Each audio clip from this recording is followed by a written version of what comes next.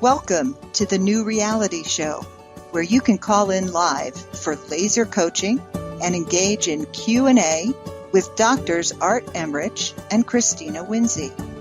Discover how to master the power of your mind, body, and spiritual energies.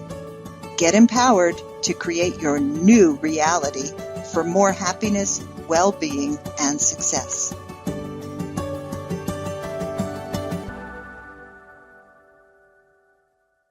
Well, hello. Hi, Dr. Art. Hello, Dr. Chris.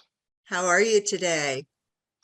Very well. How are you doing? The first day of the first, the first Friday of January? Meeting of the new year. Yeah. Our first show of the new year. Very good. Well, hello, everybody. You're listening to the New Reality Show. I'm Dr. Christina Winsey, and my co-host is Dr. Art Emrich. And we are all about helping people right on the air with practical tips and tools for living a better life, as you heard from the introduction. And tonight, our topic is on communication. Now, we did have a guest who was unfortunately not able to join us tonight. So we have rescheduled her. So if you were tuning in for Dr. Jackie Del Rosario, we will have her on just later in the month. But meanwhile, we thought, what would be a really good topic to help people these days?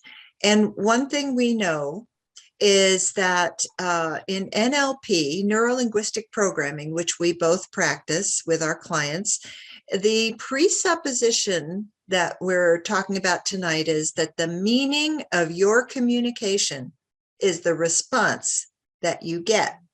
So I don't know about you, Dr. Art, but I have noticed that with all this emailing and texting, a lot of communications go awry. So we're going to kind of give people some tips and tools to see if they can have better communication, which will certainly give them better relationships. And communication is everything in relationships. Right. Yeah. So typically we start with a tip of the week. Do you have one this week? I certainly do. I wouldn't miss the opportunity to start the new year off right. How could I ever doubt? Well, because this is about communication this time, and the name of our show is The New Reality. And I thought the tip of the week ought to be about reality. So I looked for some ways to understand reality, and have some things here that external reality streams into our system through our five senses at literally millions and millions of data bits per second. Now, we're not designed to process that amount of information that fast. So what we do is we create an internal map of reality based on the data that comes in from the external reality that's out there coming in through our seeing and hearing and feeling and tasting and smelling. So we are only designed to process about 200 bits of information per second, not millions, but 200. So that means that we have to do some stuff to that data stream in order to make sense out of it, to keep from blowing our mind, literally blowing our minds with an overload of information. And so we do a sampling of reality. And we claim, well, I know what's going on out there. I know what reality is. And the fact is that we do have some ideas about it, but our system has rejected an enormous amount of information because what our system is trying to do is find the stuff in that big data stream that confirms our beliefs and our thoughts and our hopes and maybe our doubts and our fears, to make sense out of them. So as an experiment, a mental experiment, just imagine there's a group of people were assembled to take a quick look into a room and then answer some questions about what they saw. And here are these 6 people. One of them is a lighting expert. One is an art dealer. One, a furniture salesman. One is a flooring salesperson. One is an expert on paint colors, and one is an expert on ceilings. Wow. So we would no doubt have 6 quite different reports about this room, what people saw when they looked in. And all of them might actually be correct, only not completely correct, but to be things that they didn't see and didn't notice based on their experience and what they thought they were being asked to look for or look at. So the same is true for us, that we respond to and relate to things that are meaningful in our experience, and other things we just we don't notice. So it's the same process that AAA would do when they were making a map, let's say, of the city you live in. First, the map is distorted in that the scale has to be changed quite a bit. A map with 1 inch equals 1 inch or 1 foot equals 1 foot wouldn't be very helpful, because you couldn't get it On the paper. Car. Yeah, you wouldn't know how to fold it even if you did. So we would have it deleted a lot of stuff, a lot of the houses, a lot of the roads, a lot of the streets and the cars and the trees and all that stuff, because they would be deemed by AAA as that's not relevant for this map. That's not what you want. We only want to preserve the essential things that you might want to have. So maps are incomplete versions of an external reality, and they serve the purpose well if they get us where we're going, but they don't have everything on it. We do the same thing. Our map is in here, and this is where reality is too. That's the only reality we'll ever have. We can't relate directly to the one out there, so we relate to the one that's in here, and it's much reduced. So if you ever wondered why 5 witnesses to an accident come up with 5 different stories, and you'd wonder, did you see the same accident that I saw?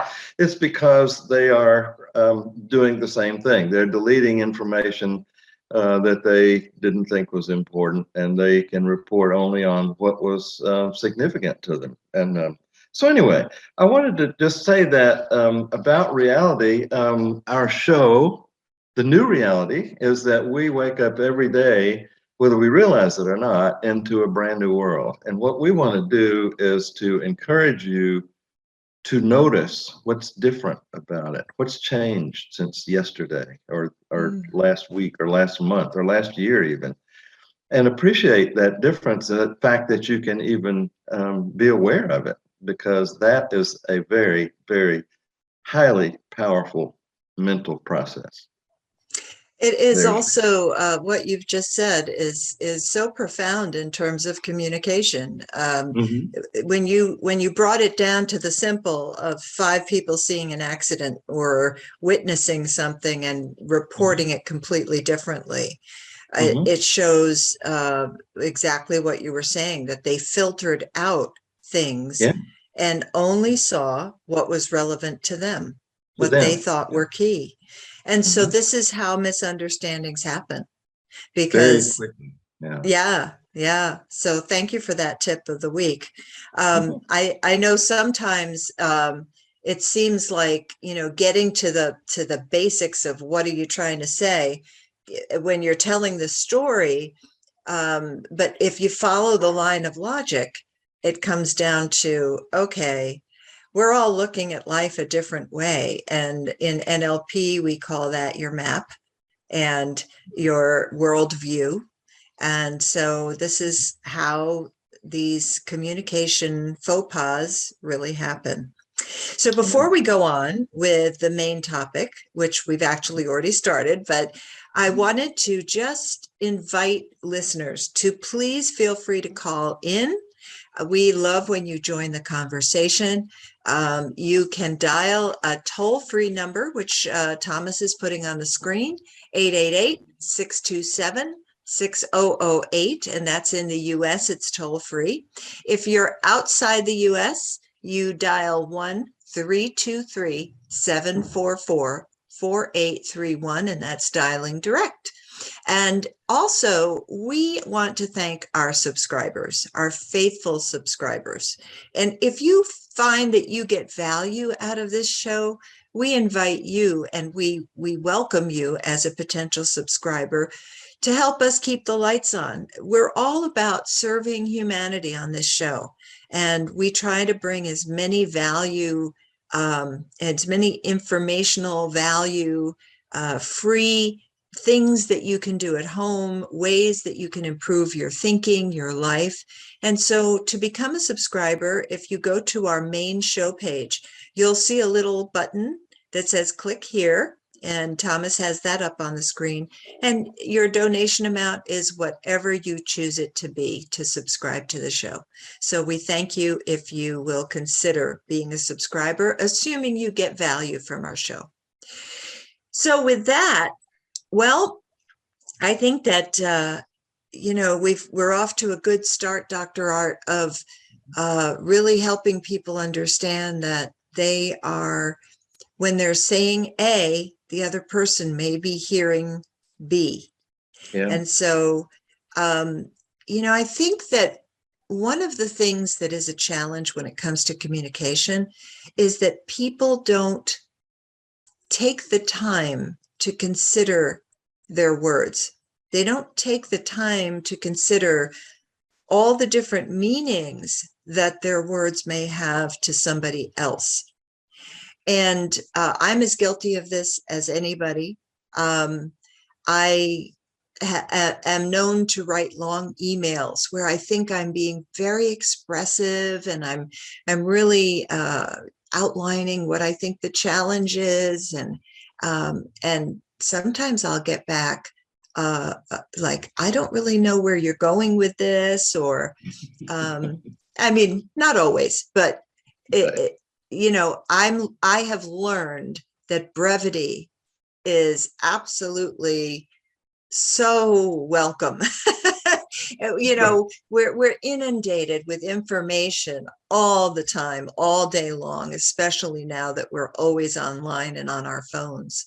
So, and the other thing I've learned is the problem with email and text is that there's no vocal inflection. There's no visual of the eyes or the body language. And so the huge percentage of how we accept communication from somebody and interpret it is completely gone. So we have to interpret it by the words alone. And that's where it's so important to really be watching your words. What do you think about that? Well, here's a problem we run into. There was a study that was done about where the meaning of communication actually comes from. And the interesting thing that came out of this study is that 55% of the meaning comes from our body language. Mm-hmm. Over half of what something means. Now, I looked up the definition of communication. The dictionary said the imparting or exchanging of information, and that's kind of book learning stuff. NLP, I think, has a much more useful definition, is the transfer of meaning from one entity to another. So the problem we have is that meaning does not exist within an event or within a word even. It exists in our head, and it's what we assign to it. It's what it means, exactly what we say it means to us. And that's what meaning is. And a lot of people think, oh, this word means this or this word means that. No, it means that if you say it does, but it can also mean something totally different. So this Albert Moravian's study, where he found out that 55% is a body language, guess how much of our communication meaning comes from the words? 7%. So we spend a lot of time wordsmithing, and we worry about, oh, how does this sound, and what, did I say the right thing, and all. Only 7% of the meaning comes from those words. And if we use a conflicting or body language that doesn't support what the words appear to be saying, then we get confusion. It really can be very confusing. So Yeah. anyway, just a point that we spend a lot of time wordsmithing. I'd like to talk a little bit about body smithing tonight, so we can talk about how you can be a better communicator by paying attention to your body language. Well, most definitely. There's no question. And, when someone has their hand on their hip and they're looking a certain way, you Yeah. can either interpret it as they're teasing, or you could interpret it that they're serious and they're annoyed. And you Yeah. can, there are like so many ways to interpret. And so it's this combination of the body language, which is, as you said, over half. And then you've got, what is their face doing? What is the inflection in their voice? And so it's really, it's amazing to me that the human race has been able to continue considering how challenging. And also, when you talk about meaning, there's an example that you gave, I don't remember what show it was, but the husband could be saying, now that's an interesting dress. And the word interesting to the wife may mean he doesn't like it, or he thinks it looks bad on me, or this makes me look fat, or whatever. And meanwhile, he's like, wow, that's really an interesting dress, because it's haute couture, Yeah.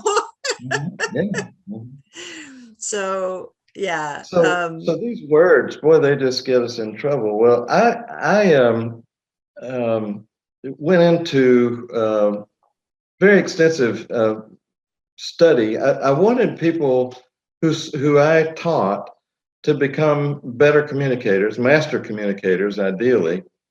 And the first thing they tell you is, well, if you want to be a good communicator, you got to get rapport.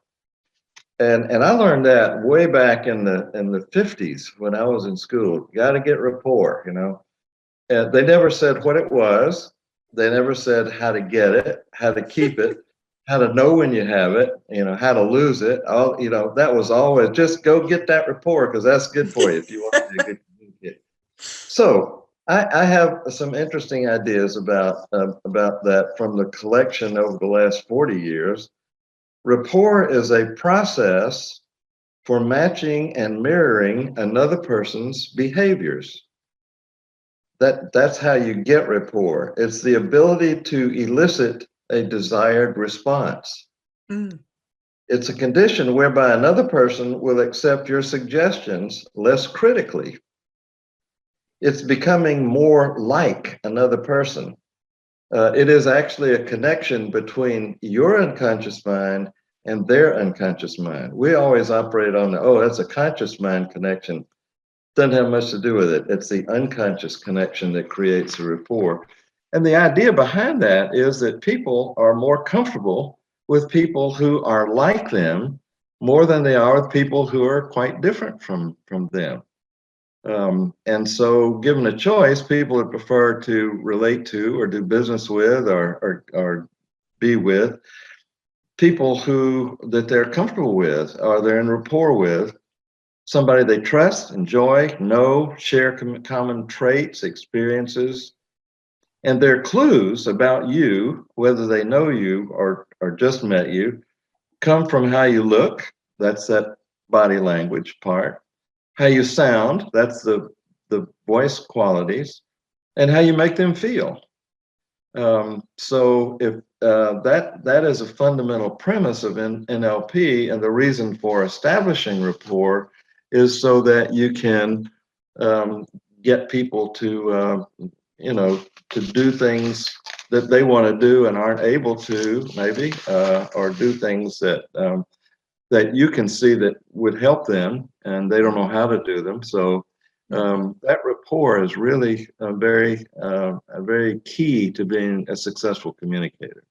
Well, one of the ways that, one of the examples you can give when it comes to rapport is, I'm a New Yorker through and through, born and raised, but I moved down to Sarasota, Florida. And I noticed as soon as I moved, that the mode of talking and communicating, unless I was talking to a fellow New Yorker who had moved also, it was a completely different way of talking. And it was quite a lesson in, you can't take the city out of the girl, you just can't. But I had to learn to go with the flow a little more, to slow down. And so getting rapport with people was to stop being the New Yorker and to start emulating their rhythm of speech, not Hmm. in a way that mimics them, but in a way that if someone is talking really kind of, they're just talking like this, then if you want to get rapport, you slow down your talking and you talk kind of like they are. And you don't want to do it in a way that makes them feel you're just copycatting. But Mhm. it's really about, um, you know, if you think about it, like the worst kind of rapport is when someone is either on a date or they've met someone new, or they're with their boss and they're yesing to everything. Oh, I like that movie. Oh yes, boss, I'll do that. And they think they're developing rapport by being a yes man, or by saying to their date, oh yeah, well, I'll eat Indian food, and they may not even like Indian food. So, Right. that's not rapport. That's just people pleasing. Yeah. But really, just listening to how people talk, observing the way that they move, and kind of what their inflections are, and trying to understand, okay, if I kind of move my body almost in a similar way. And Mhm. it's amazing because you can really develop, uh, like with clients, like you said, Dr. Art, it's getting people to do something that's good for them when they don't even, they're not aware of that you're actually influencing them on a subconscious level, but it's for their own good. The So, way the rapport is defined in NLP is that if you mimic somebody's behavior and you keep it below their level of conscious awareness, their unconscious thinks that is the greatest compliment that you could give them. mm, That number one, you're tuned in to what they're saying or what they're doing with their body, and you have decided that you will match that, not total copycat, but that you will do something very similar to that to show, hey, unconscious of the other person, I see what you're doing, and I'm going to do something back, sort of to let you know that I see that. And as long as you keep it below the level of conscious awareness, it is a compliment. If it rises to the level of conscious awareness, number one, you're doing it wrong, and number two, it is insulting. You just say, "Why are you copying me?" Kids do that. Why are you copying me? They mm. don't like to be copied. So it's a matter of finding ways to do that that are below the level of conscious awareness, and leaves many things. For example, one of the most powerful ways to establish rapport with another person is to breathe with them. Most people are totally unconscious of when they breathe in and when they breathe out. If Hmm. you pay attention to that and then start timing your breathing in and out at the same time they do, their unconscious picks it up instantly. And it is a fabulous compliment that says, "Whoa, you're actually breathing with me. That is really cool," because a lot of people have never had that experience before, and it is um, uh, quite dramatic to them once they realize that is what you're doing. And you can use their gestures, you can use their posture, the sway of their body, the tilt. You can use Their eyes are very expressive. Their eyebrows, a lot of people eyebrows are going up and down all the time. People do things with their mouth. People do things with their shoulders. Sometimes some people always have the same kind of a lean over that way. So if you do that also, and one of the admonitions is, if you're going to start doing this, if somebody were to just say, do something like that, and you immediately went like that too, Yeah. that would probably call it the attention. But what you can do is just very, very slowly kind of move into that kind of a thing, maybe over a period of minutes, before you do it. And then not as dramatic as if they're way over here, you don't have to get that far. Mhm. So one of the fun things I did, I had a guy that he said, you won't believe what happened. I went fishing. I caught a fish that big. And I said, really? That big?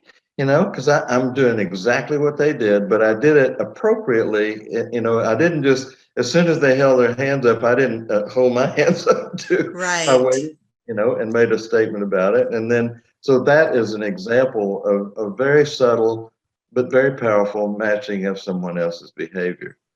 And Well, you can do it with the voice qualities. People have a speaking speed, they have a speaking volume, they have a qualities of their voice that you can look at, the tone of their voice you can use. And one of the things that we were told, don't ever try to match a foreigner's accent. If you're talking mm, to a oh Brit, yeah.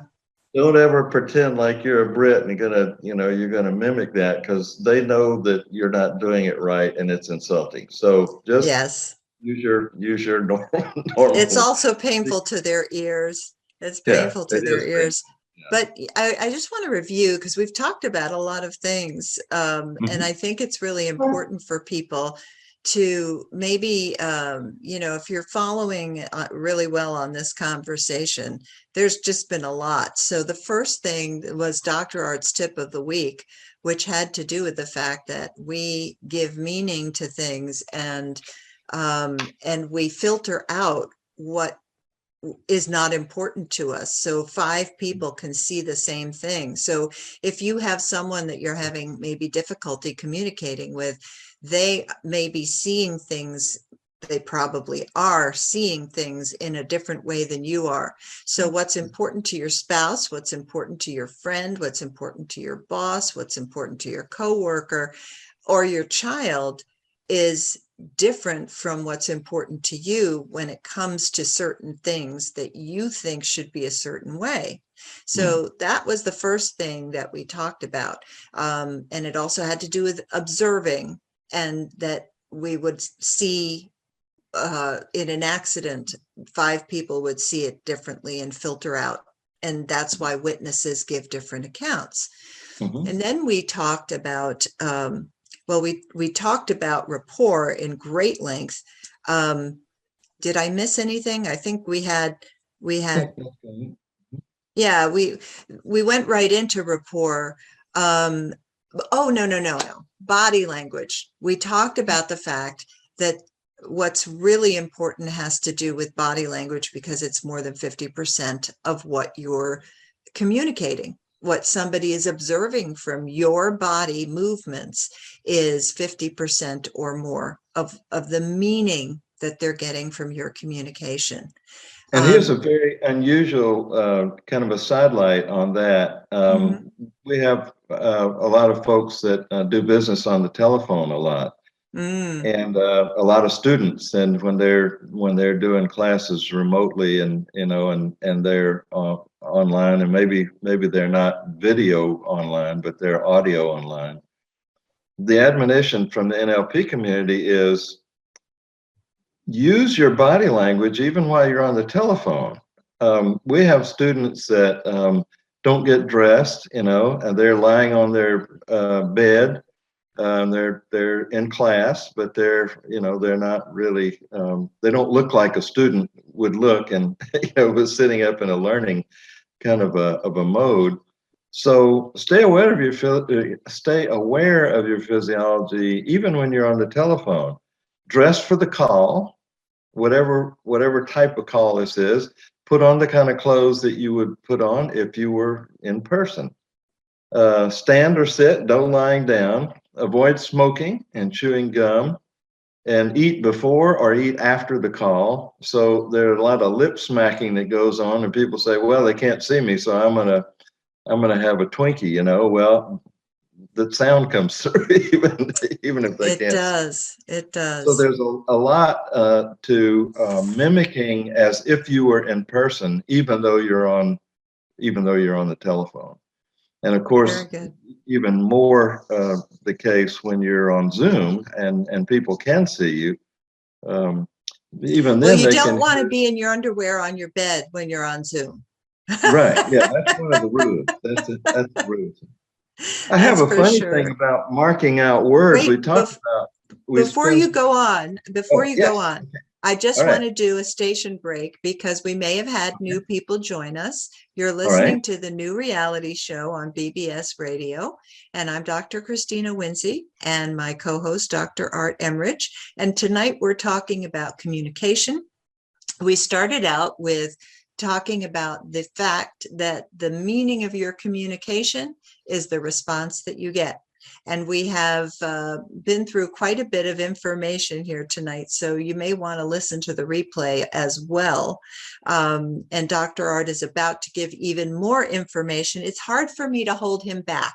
I just want you to realize, he's got so much information, but it's all valuable and all worthwhile. So if you'd like to join our conversation, if you have a question, if you would like some laser coaching, maybe you have an issue with communication and you'd like some help with how you can handle it better, you can call in toll free tonight while we're on the air, and you can dial direct in the US 1-888-627-6008.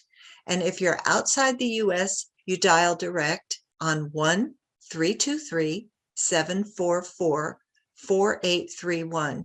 And I do want to invite you to listen until the end, because we do have a special gift we're giving away to our listeners. The first 6 people to contact us. We've already gotten 6 people from our New Year's Eve show, and we thought we would just open it up again to get a few more people and help a few more people. So listen to the end and we'll have that announcement. Meanwhile, Dr. Art, you were about to launch into even more information. Yeah, we mark out words in the sentences that we use, and sometimes we don't even realize that we're doing it. But I have a sentence that someone thought would be a fun way to illustrate this. The sentence is, I can't say he stole money. And that was just delivered in a flat, no emphasis on any particular word at all. I can't say he stole money. But if you decide you're going to mark out a word, a single word in that sentence, you could do it with each word in the sentence. For example, I can't say he stole money. I can't say he stole money. I can't say he stole money. I can't say he stole money. I can't say he stole the money. I can't say he stole money. Each one of those has a totally different meaning. Same sentence, but a different word is highlighted. So just be aware of the fact that you may be inadvertently highlighting words and they are giving meaning to what you're saying. Make sure it's the meaning you intend for it to be giving, because that highlighting says, pay attention to this word because I've stressed it a little bit. That means it's a little bit more important than all the other words are. So just be aware of what you're doing. That's very valuable. That's very important. I think, when you're wanting to get something across and thinking first, where am I going to put the stress? This is what actors do. This is what singers do when they're singing a specific song, is where am I going to put the accent of, and the music helps in singing. But Right. yeah, very good tip. The other thing I wanted to bring forth was active listening. And I think that it goes along with rapport. And as you said, communication through the subconscious with rapport is a deep compliment. Well, the other thing is that for many, many people, they want to be fully heard. They don't feel that they've been heard if you don't acknowledge what they've said, or what you think they said, or what you think is the meaning of what they said. So it's really important that if you're in a conversation that the other person is saying something, you want to be repeating back to them. So you said such and such. Is that correct? Does that mean I'm interpreting that to mean this? Is that correct? And so then they know that you really got them. But if you don't do that, and you just, there are those people you've probably experienced where you'll say something and the only thing they care about is what's going on in their head, and they can't wait till they can say what they need to say. So, you're busy with something important to you and you're expressing it, and they don't even acknowledge what you've expressed. And so you really want to pay attention to, this person has just communicated something that means something to them. Let me see if I really understand it before I go launching off into what I want to talk about. And one of the most difficult times to do that is when they have just said something with which you violently disagree.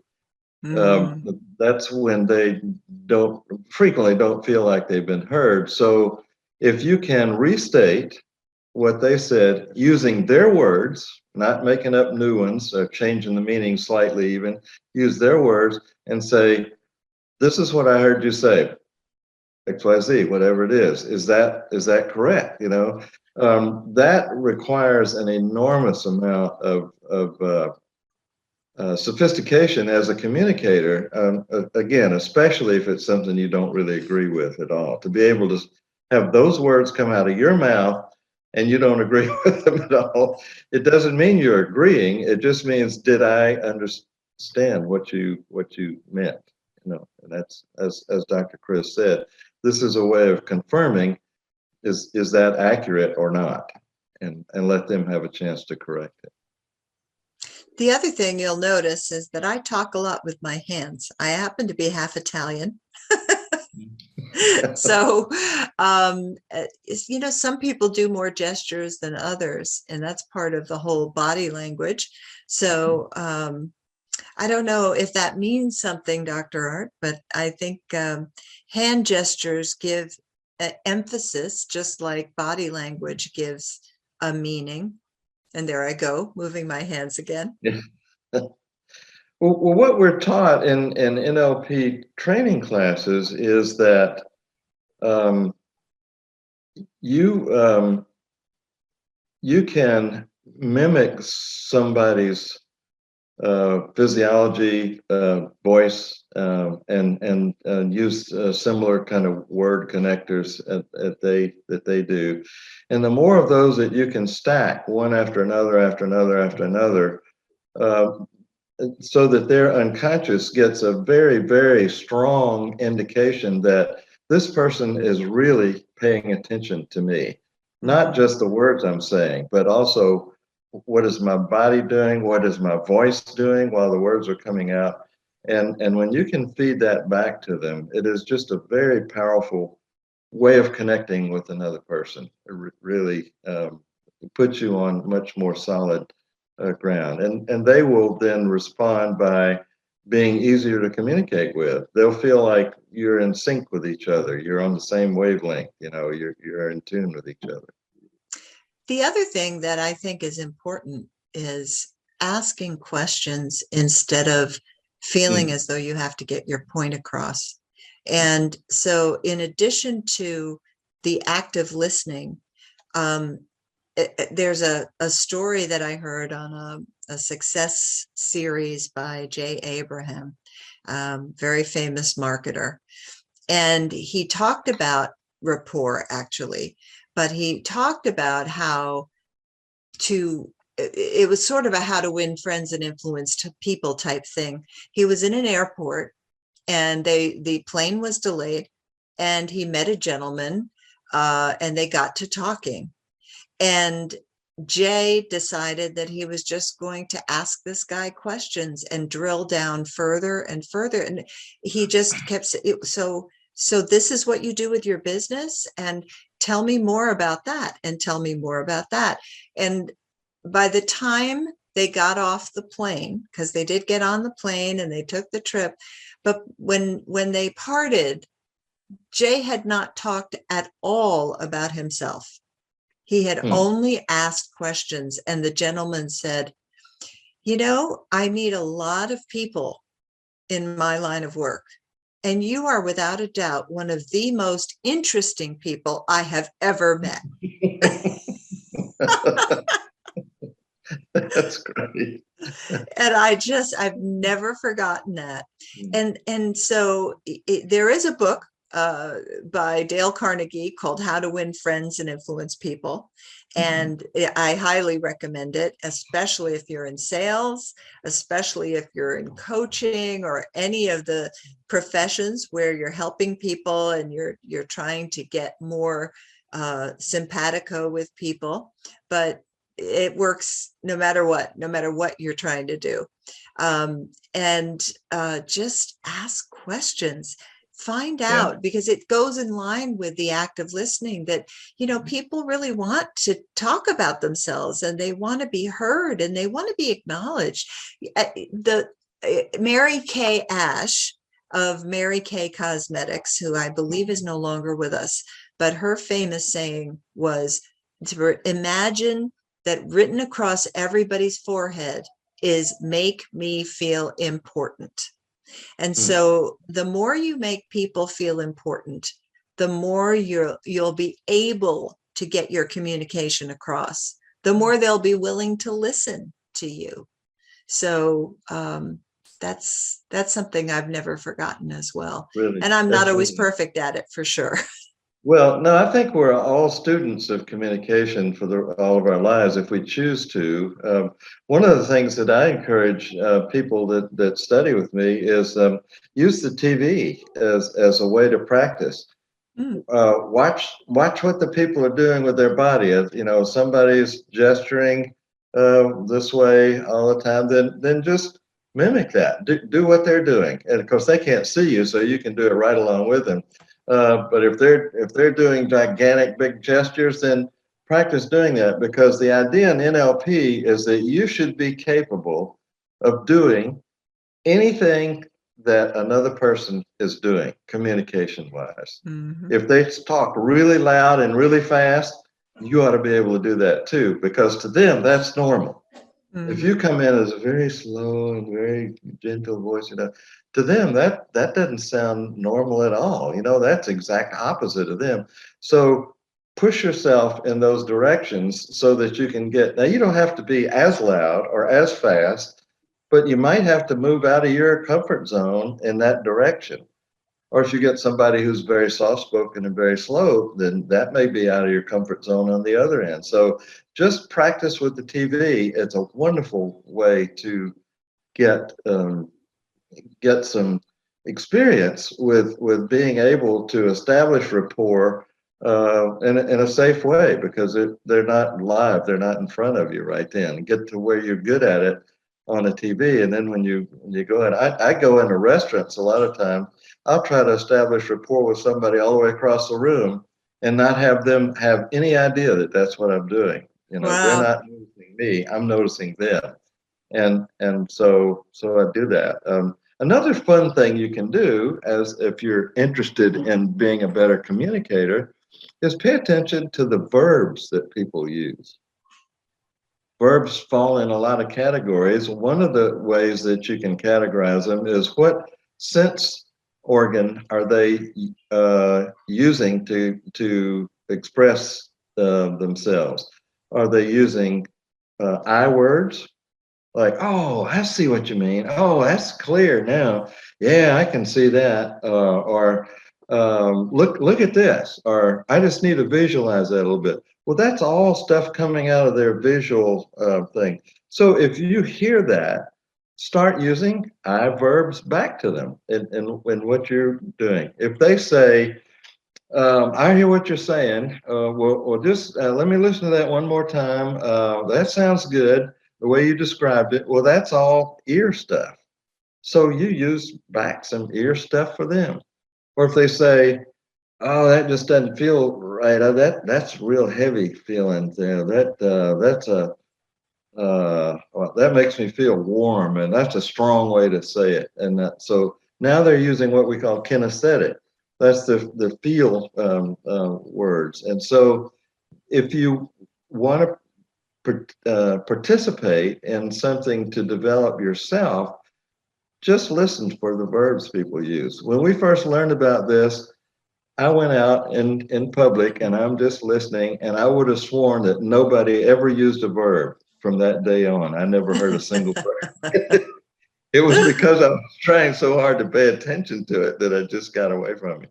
Yeah. But anyway, so there are fun things that you can do to expand your capabilities in the area of communication, to match other people, what they're doing, what they're saying, how they're saying it. Mm-hmm. You can do it with the words. People will use technical words sometimes. Find out what those technical words mean and use them back to them. That makes them feel like, we we understand That each other. reminds me, I don't mean to interrupt you, but this is No, important. good time. Well, with my children, when they were in college, but also even high school, Hmm. the tip I gave them was take note of how the professor says things. What are the Hmm. words that the professor uses? What is the most important to the professor? And then when you're asking a question or when you're on the test writing an essay, you want to use their words because they have that's what is important to them. And that's how they know that you actually learned what they were teaching. And Hmm. so I've never forgotten that, and I think it helped my kids a lot in school. So that's something, I think that's another tip you can, if you have children who are still in school, just remind them the teachers love their own words. Yeah, It's they do. just human nature. They do, and we're looking for ways to bond with people that we may or may not know. I usually in a test that I give my students, I say, okay, my job is to establish rapport with a woman.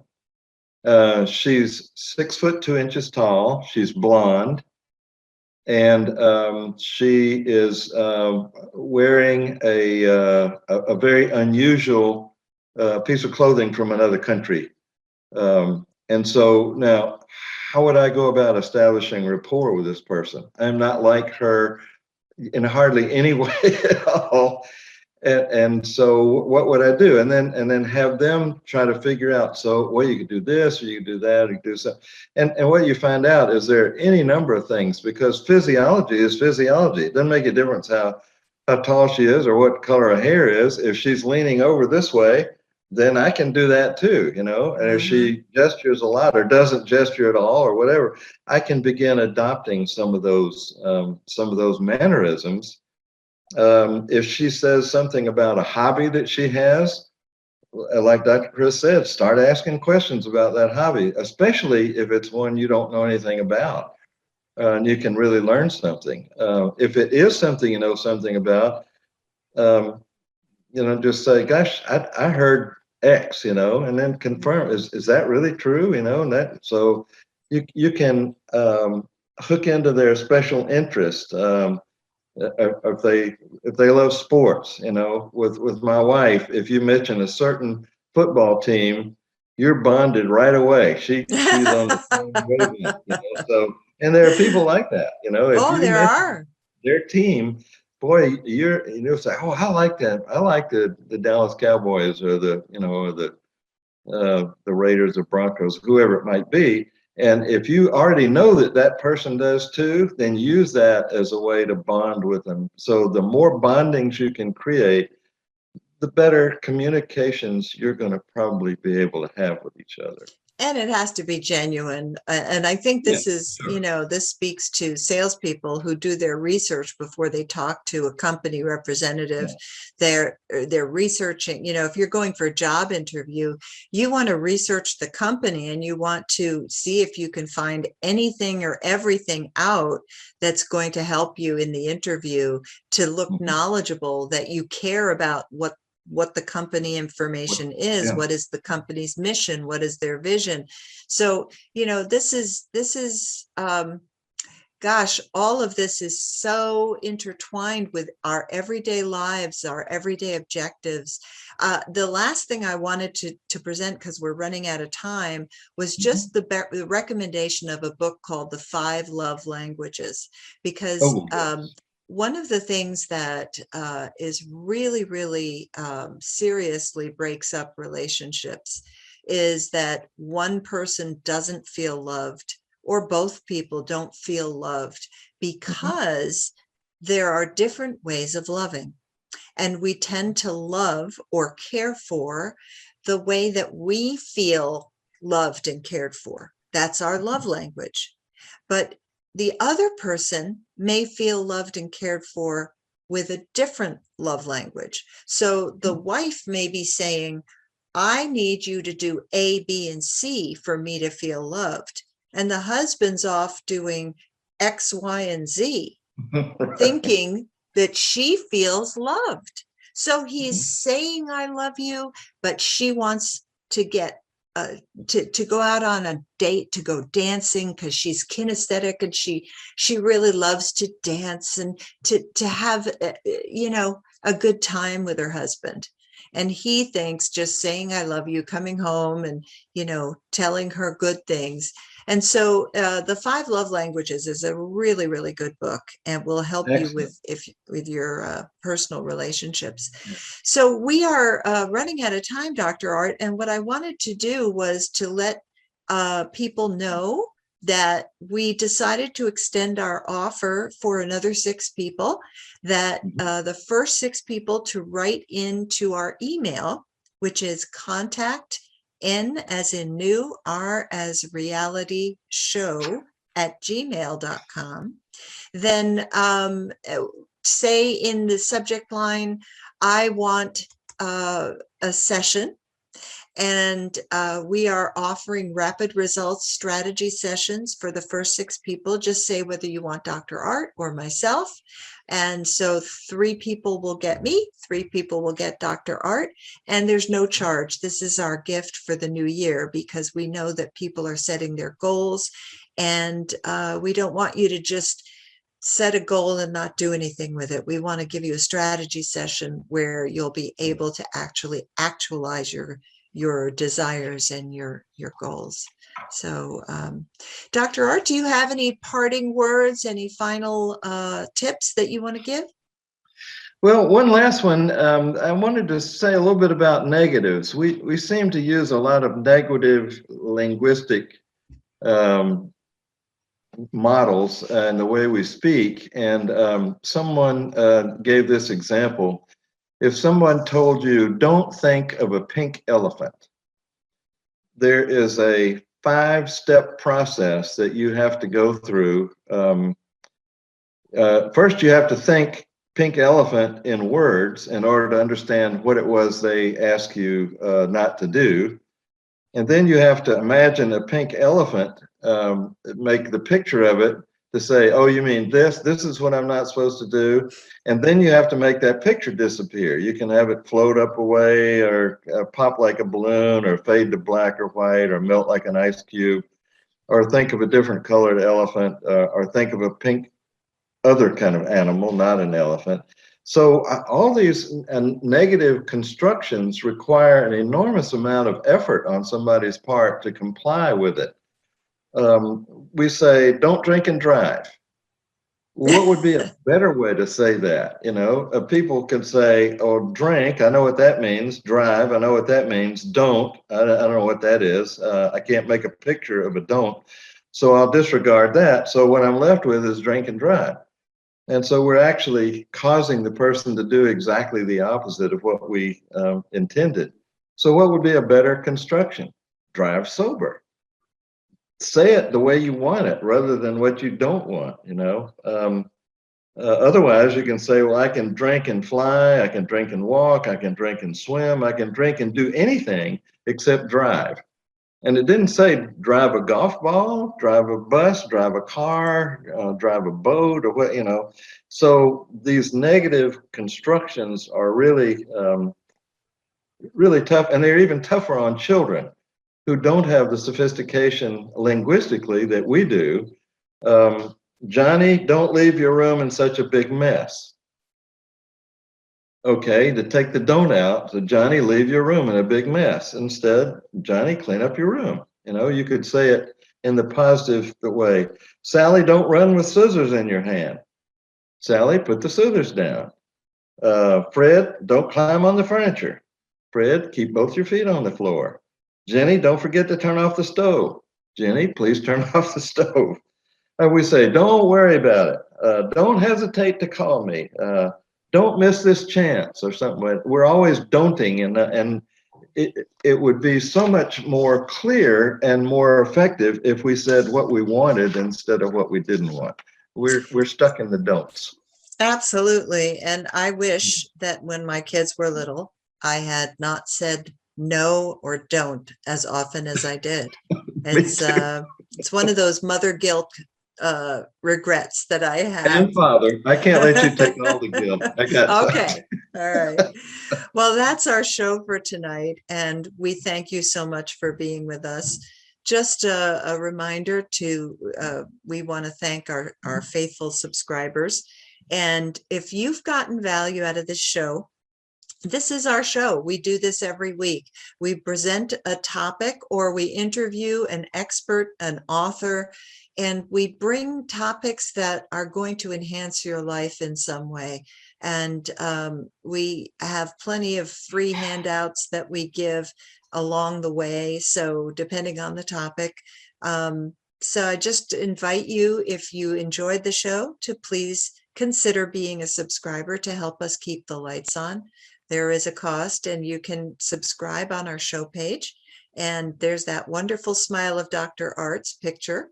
I love that picture, Dr. Art. So that's how you can be a subscriber for as little as $2.99 a month, or as much as you want, up to $49.99. And we are very grateful. So with that, we are a wrap. We did it. I'm afraid we're going to have to leave these wonderful people again and wait till next Friday. Unfortunately, yes. So thank you so much for being with us, and we'll see you next week. Good night, Dr. Chris. Good night, Dr. Art.